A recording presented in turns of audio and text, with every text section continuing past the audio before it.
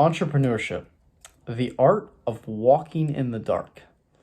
Now, I say walking in the dark because of how uncertain the dark is. Every horror movie, every scary film, they use the dark because you don't know what's there, right? It could be a bad guy, it could kill you, it could whatever. Same thing with entrepreneurship. It's the most uncertain career path you could go down. You could lose everything tomorrow. And it's so uncertain, but similar to walking in the dark, you know the sun's going to rise at some point. You don't know if you're in Alaska and it's going to be 20 hours. You don't know if you're walking out at 5:30 a.m. and it's going to rise in 30 minutes. But the one thing you know about entrepreneurship is if you stay out, the sun will rise. It always does. The sun will always rise. There may be clouds over it. It might not be as pretty of a sunrise as you imagined when you got into it.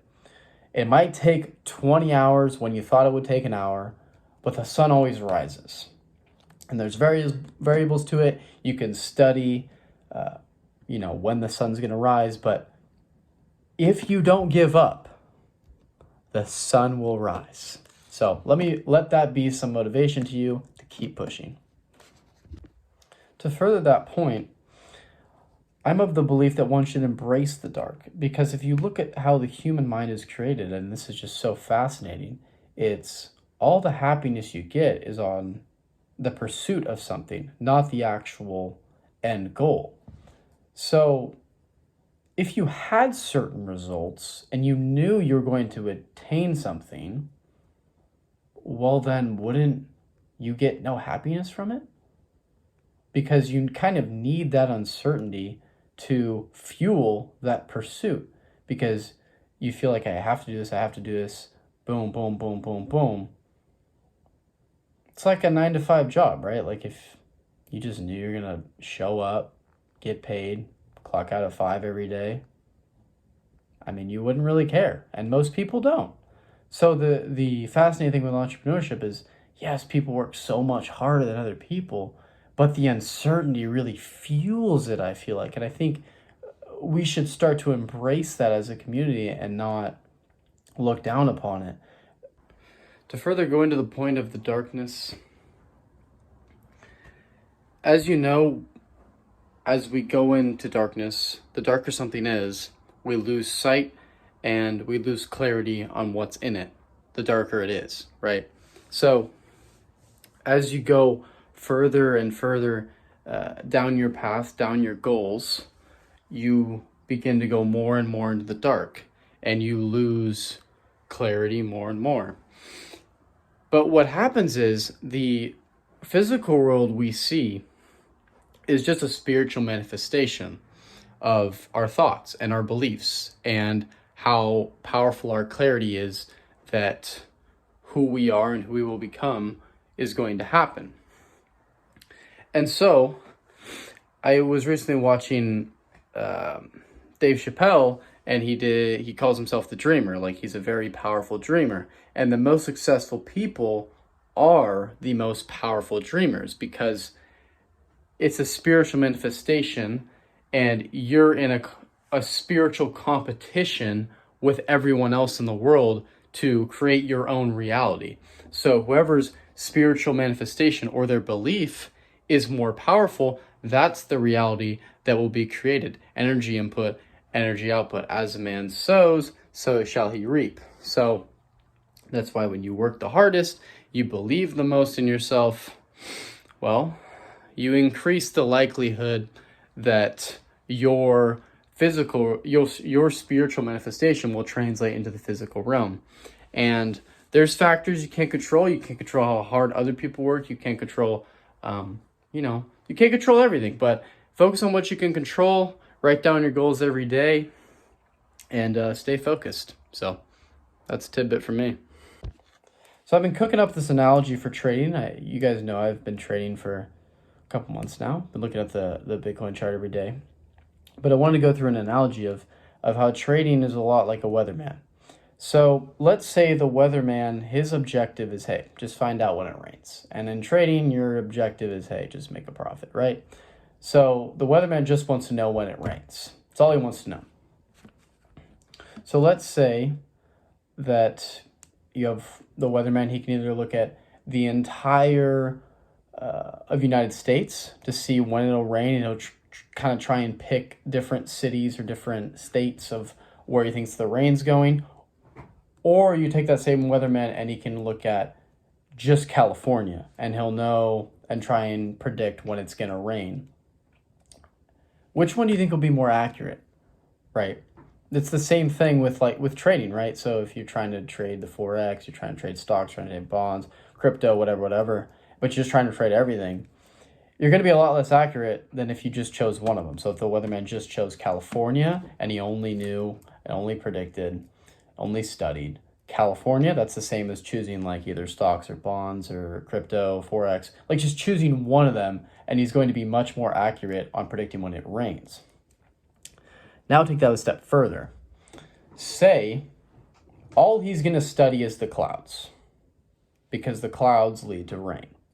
So he knows that, hey, if the clouds are over California, and I know they're going to be over there, I don't know if it's going to rain or not, but I know that the clouds are there, and if there's clouds, there's a chance of raining.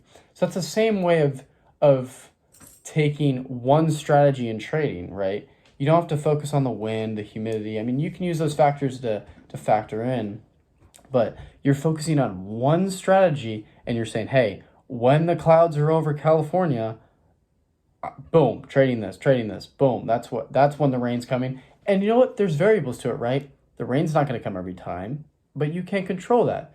Just focus on trading when the clouds are there, right? And you can take that even a step further as to say, well, now I just look at Los Angeles and the clouds.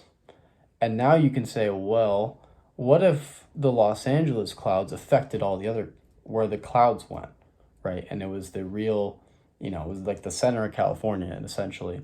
So you can take that same approach and you say, okay, I trade this one strategy of the mover of the market, and I'm studying the mover of the market and how they're doing. So what I trade is I trade breakouts, and I look at Bitcoin. When Bitcoin's breaking out, I understand, hey, if the clouds are over Los Angeles and the same similar clouds are over some other cities near Los Angeles, and it starts raining in Los Angeles, hey, it might start raining in other cities around it. So that's the data set. Great analogy. Hope you enjoyed it.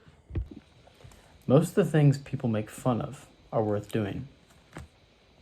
This is dependent on the person, obviously, who you are, what you've experienced, because everyone's going to have been exposed to different concepts, different ideas, and different people that are going to make fun of different things. But a general principle is that people make fun of the things that are worth doing.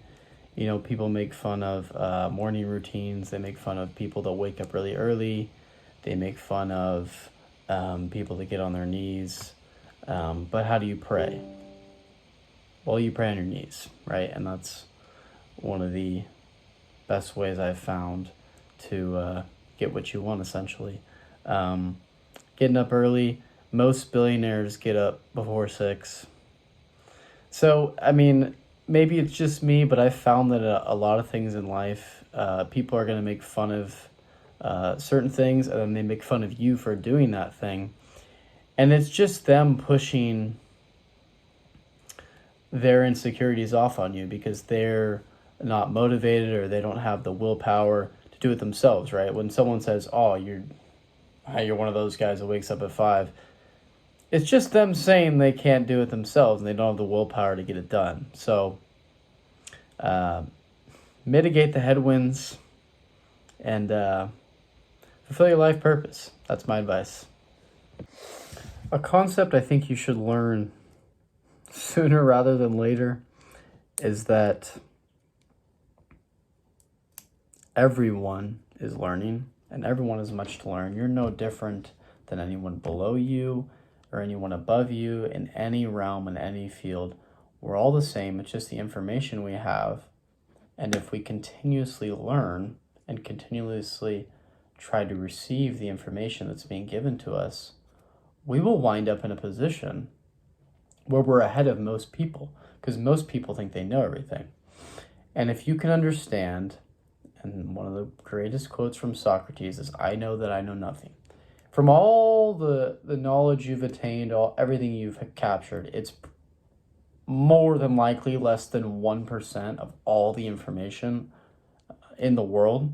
So when you can look at it from that perspective, you can understand that, hey, I've learned a lot about certain niches, and maybe I know more about someone else on a specific topic, but I can always learn more on that topic. Maybe not from him, and maybe I know a little bit more, but I can always learn something else from anyone else. And when you take that perspective, now you're able to receive any information, and you can gain and grow and learn and start to connect different things in life, because everything connects to everything, as we know. And you'll start to see the way in everything, because you can see it in one thing. So